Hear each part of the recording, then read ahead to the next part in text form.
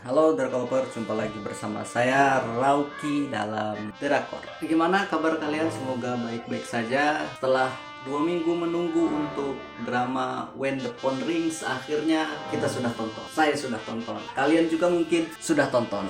Dan pada kesempatan kali ini mari kita bersama-sama mendengarkan kokokan ayam di siang hari. Baiklah, gak usah berlama-lama, seruput dulu kopi yang ada. Baiklah, inilah dia pembahasan untuk drama When the Phone Rings. Saya nggak tahu ini kebaca nggak di kamera karena saya sendiri minus, jadi saya nggak tahu. Saya minus. Oke, seperti ini kayaknya lebih oke. Oke.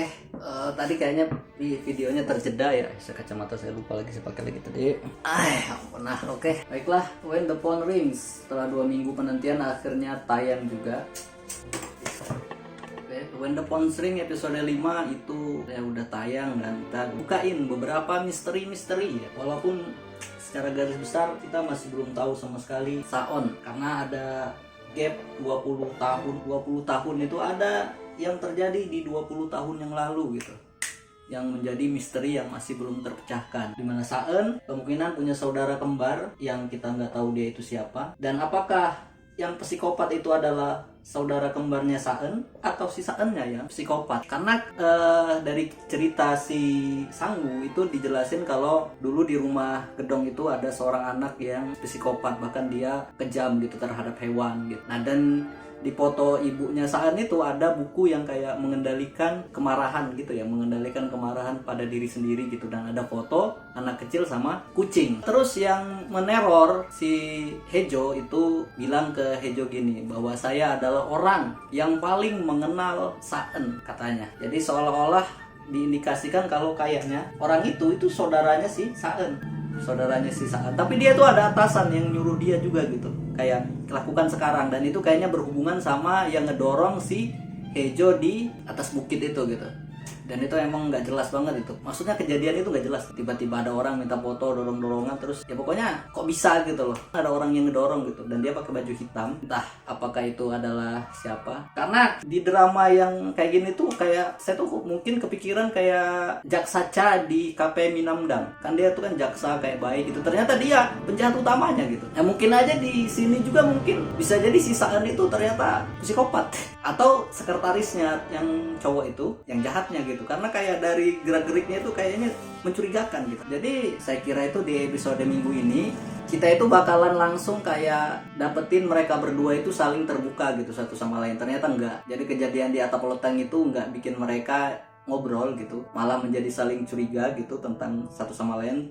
Dan terlebih si Saennya malah jadi overthinking gitu, dan dia sendiri ingin mencoba. Jadi di kalimatnya dia jelasin bahwa dia pengen mencoba nggak percaya gitu. Jadi kayak hal yang nyata di depan dia itu pengen nggak percaya gitu. Ini tuh persis kayak apa ya? Ya kayak orang yang tidak mau terima kenyataan yang ada gitu. Dan saya tuh mikirnya mungkin apakah si Saen inilah sebenarnya yang dimaksud dengan si Sangwoo itu adalah si Saen ini, yaitu anak di panti asuhan. Dan waktu dia mimpi juga yang dia dicelup-celupin sama bapaknya sendiri kalau nggak salah. Nah itu apa itu, kenapa? Apa jangan-jangan memang mereka perlu ada saudara kembar yang salah satunya ini nggak bisa dikendaliin, akhirnya entah apakah ingatannya dihapus kayak di KP Minamdang itu, atau dia atau apa gitu. Tapi nggak tahu juga sih. Nah setelah itu penjelasan dari Sangwoo juga masih belum. Dia sendiri ternyata mencari si anak laki-laki itu, dan dia deket, malahan jadi deket sama pembawa berita itu. Jadi dan chemistry-nya cocok sih, mereka kayaknya lebih cocok sih daripada sama si Hejo ya. Hejo biarlah sama. Dan di sini tuh Saen itu tadi kan menolak kenyataan yang ada gitu, kalau dia itu nggak mau menerima kalau si Hejo itu bisa ngomong, dia itu ngerasa dibohongi dan lain-lain. Kemudian dia coba membuat kerangka berpikirnya yang lucu gitu, karena kan dia tuh nggak mau percaya gitu, walaupun dia udah tahu gitu bahwa si penelepon itu adalah si Hejo, tapi dia tuh nggak mau percaya gitu loh kalau yang nelpon tuh saya gitu. Jadi dia membuat kerangka berpikir ya, tiba-tiba kesimpulan dari akhir dia itu malah nyimpulin yang tai lalat di paha gitu. Jadi kayak dari semua kerangka terus dia jadi kesel gitu. Wah, jadi kesel gitu. Itu lucu sih, kayak semua ya, kejadian dia petakan gitu, kayak dia nelpon di sini, dia pergi ke sini, terus terakhir endingnya adalah dia ngebayangin kalau si Hejo itu ngakak-ngakak, wah saya telah menipu Anda gitu. Jadi kayak parah sih, itu lucu itu. Dan di sini kakaknya si Hejo juga udah balik, si Ina. Ina itu udah balik, dan di situ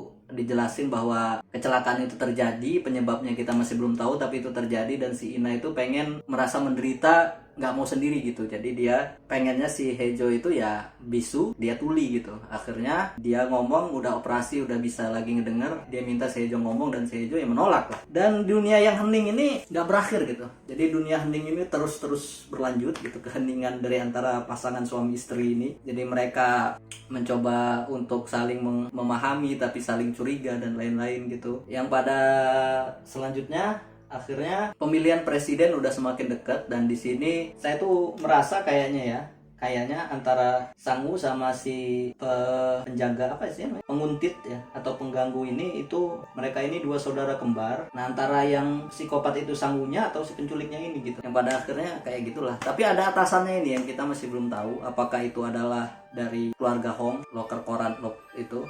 Episode 5 berjalan dengan sangat menarik gitu. Saya suka lah. Di episode 6 itu, akhir episode 6 itu lumayan. Kan saya tuh pengennya mereka itu udahlah gitu loh, langsung lah berjujur-jujur lah aja gitu loh. Kayak saya yang nelpon kamu itu adalah si Hejo, kayak Hejo ngomong saya yang nelpon. Nah, di episode 6 itu saya kayak wah, ini bakal epic nih. Kan kondisi, tapi itu memang agak-agak konyol gitu loh. Jatuhnya tuh tinggi banget loh. Dia nggak jatuhnya tinggi banget dari atas ke bawah situ, dan selamat gitu loh dia, walaupun ya terluka parah, tapi kayak poinnya memang dicari supaya dia hilang gitu tadi gitu. Nah, saya kira kan di situ kan kayak si Hejo itu HP-nya kan rusak atau mati gitu, dia mau menghubungin si Saen, dia ngambil HP itu, HP-nya masih hidup kan, dan HP itu terkhusus cuma buat bisa nelpon si Saen, nggak bisa nelpon yang lain. Nah, di sini tuh saya kira kayak si Hejo itu bakalan bener-bener ngaku gitu kayak ini Hejo gitu. Nah, dan si Saen ini juga ya sama aja gitu loh, nggak mau gitu loh, kayak kenapa gitu loh. Jadi kayak pas ditelepon pertama dia ngomong Hejo, terus diganti 406 gitu. Itu kan aneh gitu loh, kayak aneh banget gitu loh. Apakah kamu tahu? Apakah kamu bersama? Itu kan kayak, walaupun ya yang neror si Hejo atau yang ngedorong itu kayaknya yang 406 itu gitu, yang ada ikut di gerumulan yang minta foto itu gitu. Nah, di sini terus si Hejonya kan nggak jadi ngomong dia. Terus percakapannya itu jadi aneh gitu loh. Walaupun memang kan namanya when the phone rings ya, jadi harus telepon itu harus berfungsi terus gitu. Tapi kayak saya kira tuh bakalan kayak ini Hejo gitu kayak. Terus kata si Saen, Arayo. Saya udah tahu kok. Terus mereka jadi kayak gitu, kamu ternyata udah tahu gitu loh, kayak jadinya kan kayak udah nggak apa-apa, kamu di mana sekarang, kamu baik-baik aja, ayo kamu lakuin ini gitu loh. Ini enggak, tolong katakan kepada Hejo di dalam jaket saya ada itu, ada ini, ada kotak ini, ada sulur, ada ini gitu loh. Tapi ya udahlah ya, akhirnya saya tuh cuma pengen mereka itu udahlah gitu, teleponan itu udah gitu loh. Tapi mungkin ya judulnya itu sih ya, jadi harus teleponan terus gitu kan. Kayak si Saen udah tahu kalau itu si Hejo gitu, apalagi gitu loh. Dia tuh terlalu ego atau apa gitu, pengennya si Hejo kan ngaku sendiri. Nah, si Hejo ini juga nggak mau ngaku sendiri juga gitu loh. Akhirnya nggak ada yang ngaku gitu. Dan di minggu ini kita udah dapetin beberapa bukaan daripada misteri ya. Misalnya kayak 20 tahun yang lalu apa yang terjadi, udah dibuka itu. Yang dia bilang dia tuh pengen Hejo bahagia, makanya dia nikahin gitu. Tapi ternyata dia salah langkah gitu, ketika dia ambil malah ternyata dia penjara lagi. Tapi memang kocak sih. Dan di situ ternyata pas si Saen mabuk, di epilognya ditunjukin kalau karena cuayo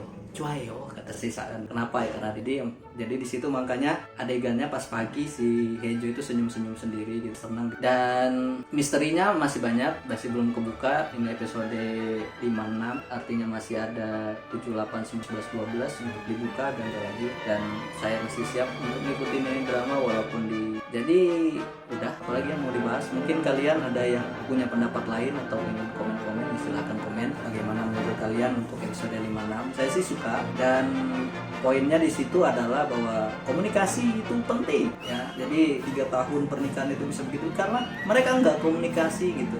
Si Saen nggak belajar bahasa isyarat, si Hejo juga sama, nggak mau terbuka gitu ya karena banyak hal dan lain-lain. Tapi intinya komunikasi itu penting. Jadi kalau kamu punya pasangan, orang tua dan lain-lain, dan ada masalah-masalah, komunikasikan, obrolkan, selesaikan. Oke? Mungkin itu aja dari saya, Drakor. Terima kasih sudah menonton sampai detik ini. Saya Rauki pamit undur diri. Papayo.